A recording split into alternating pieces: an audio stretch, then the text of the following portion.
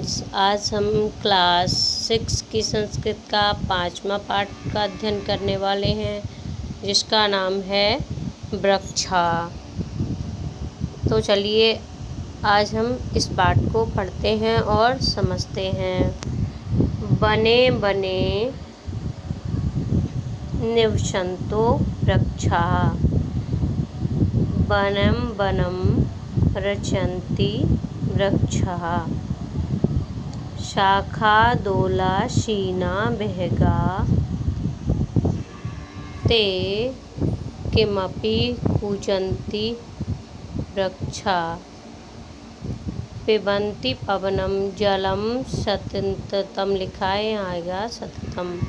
साधु जनायव सर्वे वृक्षा स्पर्शन्ति पादैः पातालं च नभाशिशु वहन्ति वृक्षा, पयोदर्पणे सह प्रतिबिम्बं कौतुकेन पश्यन्ति वृक्षा, प्रसारे स्वच्छाया संततं शरणं कुर्वन्ति सत्कारं वृक्षा। इसको लिखा है हर्षदेव माधव जी ने।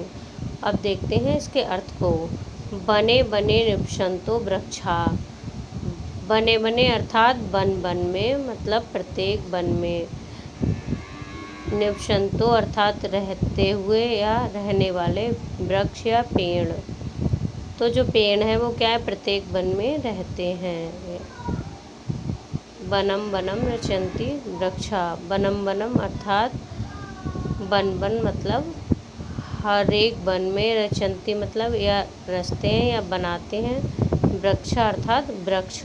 यहाँ पर कवि कहना चाह रहे हैं कि प्रत्येक वन में क्या है, पेड़ रहते हैं, क्या करते हैं, वन वन में रचना, वन की रचना करते हैं या वन को बनाते हैं। शाखा दोलाशीना बहगा तै किमपि कूजन्ति वृक्षा। शाखा का मतलब होता है डालियाँ या टहनियाँ, दोला का मतलब होता है झूला, आसीना का मतलब होता है बैठना या बैठे हुए, विहंग का मतलब होता है पक्षी या पक्षीगण। तय तो यहाँ पर टहनियों के झूले पर जो पक्षीगण हैं वह क्या हैं, बैठे हुए हैं। तय किमपि कूजन्ति मतलब कुछ भी, कूजन्ति अर्थात कुछ भी, वृक्षा मतलब वृक्ष पर। तो जो पक्षी हैं वो यहाँ पर क्या करते हैं, शाखा रूपी झूला पर बैठकर कुछ पूजते हैं, मतलब कुछ आवाज़ें करते हैं, करते रहते हैं। पिबन्ति पवनं जलं सततं साधु जनाएव सर्वे वृक्षा। पिबन्ति अर्थात पीते हैं, पवनम अर्थात हवा को, जलम अर्थात जल को, सततम मतलब हमेशा या निरंतर। तो वृक्ष जो हैं वो हमेशा हवा को और जल को निरंतर पीते रहते हैं। जड़ों के माध्यम से जल को लेते हैं और पवन को क्या, हवा को लेते हैं। उनका खाना पीना क्या है, जल और पवन हो गई। तो वो लगातार जल को और हवा को पीते हैं। साधु जना का मतलब होता है यहाँ पर सज्जन, इव मतलब सज्जनों के समान, सर्वे वृक्ष मतलब सभी वृक्ष जो हैं, सभी पेड़ जो हैं वो सज्जनों की तरह हैं या तपस्वी व्यक्तियों की तरह हैं। जैसे तपस्वी लोग होते हैं वैसे ही क्या है, ये वृक्ष भी हैं। क्योंकि आपने देखा होगा जो तपस्वी लोग होते हैं, जो व्यक्ति होते हैं, वह किसी से ज़्यादा मतलब नहीं रखते हैं, हमेशा परोपकार करते हैं। तो इसी तरह से जो हमारे वृक्ष हैं वो भी हमेशा परोपकार ही करते हैं। इसीलिए यहाँ पर वृक्षों को सज्जनों की उपमा दी गई है। स्पर्शन्ति पादैः पातालं च नभश्च शिश्वन्ति वहन्ति वृक्षा। स्पर्शन्ति का मतलब होता है स्पर्श करना या छूना, पादैः मतलब उनके पैर, वृक्षों के पैरों से, अपने पैरों से पाताल को, वृक्ष के अर्थात अर्थात पेड़ की जो जड़ें होती हैं वो मानो ऐसा लगता है क्या कर रही हैं कि पाताल को छू रही हैं या नीचे स्पर्श कर रही हैं। नवशा शीर्षा, नव कहते हैं आकाश, शीर्षो मतलब होता है सिर पर, वहन करते हैं वृक्ष, आकाश को अपने सिर पर ढोते हैं पेड़।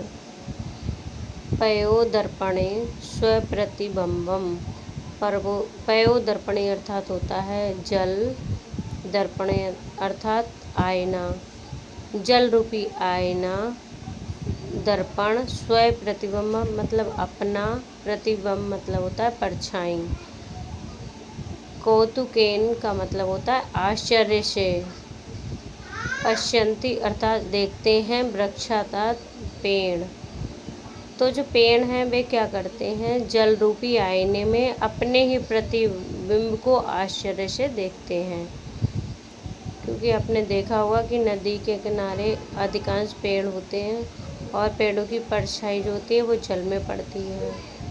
तो ये वृक्ष जो हैं जल रूपी आईने में अपनी परछाई को देखते हैं। प्रसार्य स्वच्छाया संस्तरणम कुर्वन्ति सत्कारम वृक्षा, प्रसार का मतलब होता है फैलाकर, स्व मतलब अपनी, छाया मतलब परछाई, संस्तरणम, संस्तरण का मतलब होता है बिस्तर को। तो यहाँ पर बताया है कि जो वृक्ष हैं वह क्या हैं, अपनी छाया रूपी या अपनी छाया रूपी बिस्तर को फैलाकर, कुर्वन्ति अर्थात करते हैं, सत्कारम अर्थात सत्कार। तो जो वृक्ष हैं वे क्या करते हैं, अपनी छाया रूपी बिस्तर को फैलाकर क्या करते हैं, सबका सत्कार करते हैं। अब आते हम शब्दार्थ, शब्द और अर्थ पर। बने बने, बने बने का मतलब होता है प्रत्येक वन में। निवसन्तः, निवसन्ते का मतलब है रहते हुए या रहने वाले, क्योंकि वृक्ष जो है वो कहाँ रहते हैं, वन में रहते हैं। रचयन्ति का मतलब है रचते हैं या बनाते हैं। शाखा, शाखा का मतलब है डालियाँ या टहनियाँ। दोला, दोला का मतलब होता है झूला। आसीना, आसीना का मतलब होता है बैठे हुए, बैठना। विहंगा, विहंगा का मतलब होता है पक्षी या गण, पक्षी गण। किमपि मतलब कुछ भी, किम का मतलब कुछ, अपि मतलब भी, कुछ भी। कूजन्ति, कूजन्ति का मतलब होता है कूदते हैं या कूदती हैं। तो आपने देखा होगा जो पक्षी होते हैं वह कुछ ना कुछ आवाज़ निकालते रहते हैं, कूजते रहते हैं, कोयल गाती रहती है इस प्रकार से, वो सभी क्या करते हैं, अपनी आवाज़ें निकालते रहते हैं। सततम, सततम का मतलब होता है निरंतर या लगातार या हमेशा। साधु जना, साधु जन का मतलब है तपस्वी लोग या सज्जन लोग।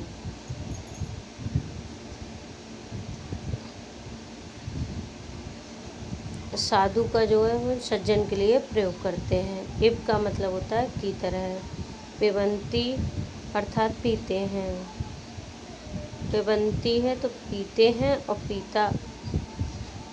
स्पर्शन्ति अर्थात स्पर्श करते हैं या छूते हैं। नभा अर्थात आकाश को, नभ मीन्स होता है आकाश। शिरशु मतलब सिर पर। बहन्ति अर्थात ढोते हैं। पयोदर्पणे, पयो का मतलब होता है जल, दर्पणे का मतलब होता है आईना, जल रूपी आईने में या जल रूपी दर्पण में। स्वप्रतिबिंबम, स्वप्रतिबिंबम का मतलब होता है अपने प्रतिबिंब को।